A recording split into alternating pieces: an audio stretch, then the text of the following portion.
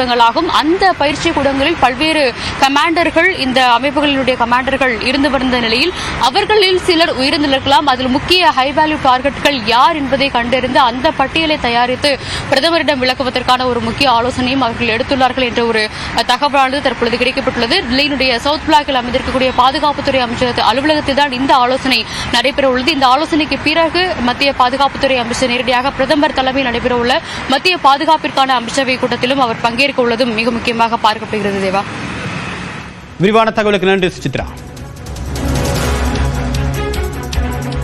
பாகிஸ்தான் மீதான பதில் தாக்குதல் தொடர்பாக தற்போது நடிகர் ரஜினிகாந்த் தன்னுடைய கருத்துக்களை பகிர்ந்து கொண்டிருக்கிறார். கூடுதல் விவரங்களுடன் இணைகிறார் நம்முடைய சிறப்பு செய்தியாளர் அபினேஷ். என்ன சொல்லியிருக்கார் ரஜினி?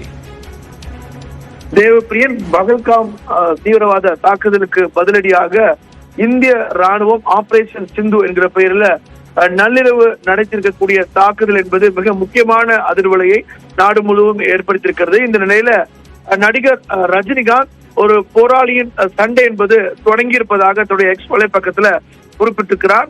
இந்த மிஷன் முடிகிற வரை இந்த தாக்குதல் என்பது நிறுத்தப்படாது என்றும், இந்திய தேசம் முழுவதும், அதாவது நாடு முழுவதும் உங்களோடு இருப்பதாக பிரதமர் நரேந்திர மோடியை மற்றும் அமித்ஷா அவர்களுடைய மத்திய உள்துறை அமைச்சர் அமித்ஷாவையும் இணைத்து தன்னுடைய எக்ஸ் வலைப்பக்கத்துல நடிகர் ரஜினிகாந்த் குறிப்பிட்டிருக்கிறார். அதாவது the fighters fight begins, no stopping until the mission is accomplished, the entire nation is with you, Prime Minister, PMO India and HMO India அப்படிங்கிற அந்த ட்விட்டர் அந்த எக்ஸ் வலைப்பக்க ஐடியை டாக் செய்திருக்கிறார். சூப்பர் ஸ்டார் ரஜினிகாந்தை பொறுத்தவரை இந்த எக்ஸ் வலைப்பக்கத்துல இந்திய ராணுவம் தன்னுடைய யுத்தத்தை தொடங்கி இருக்கிறது. இந்த திட்டம் முடியும் வரை அவருடைய யுத்தம் என்பது தொடரும் என்றும், நாடு முழுவதும், ஒட்டுமொத்த இந்திய நாடு முழுவதும் பிரதமர் நரேந்திர மோடி மற்றும் உள்துறை அமைச்சர் அமித்ஷா ஆகிய இருவரோடும் துணை நிற்கும் என்கிற வகையில இந்த எக்ஸ் வலைப்பக்கத்துல தன்னுடைய கருத்தை சொல்லியிருக்கிறார்.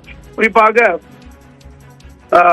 பகல்காம் தாக்குதலுக்கு பதிலடியாக இந்திய ராணுவம் கொடுத்திருக்கக்கூடிய இந்த பதிலடிக்கு நாடு முழுவதும் பல்வேறு தரப்பிலிருந்து பல்வேறு கட்சியுடைய தலைவர்கள், நடிகர்கள் தங்களுடைய ஆதரவையும், இந்திய நாடு முழுவதும் ராணுவத்திற்கு துணை நிற்பதாக பல்வேறு கருத்துக்களை பதிவிட்டு வரக்கூடிய நிலையில நடிகர் ரஜினிகாந்தும் இந்த இலக்கை அடையும் வரை இனி நிற்கப் போவதில்லை, இந்திய நாடு முழுவதும் பிரதமர் நரேந்திர மோடி மற்றும் உள்துறை அமைச்சர் அமித்ஷா ஆகியோரோடு துணை நிற்போம் என்கிற வகையில தன்னுடைய எக்ஸ் வலைப்பக்கத்தில் தன்னுடைய கருத்தை பதிவிட்டிருக்கிறார். தேவப்பிரியன், உங்களுடைய விரிவான தகவலுக்கு நன்றி அபினேஷ்.